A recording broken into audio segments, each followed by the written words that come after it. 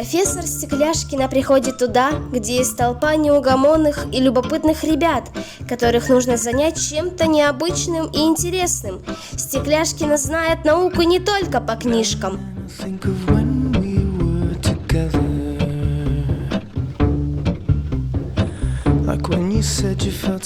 В ее лаборатории постоянно что-то бурлит, шипит и исчезает.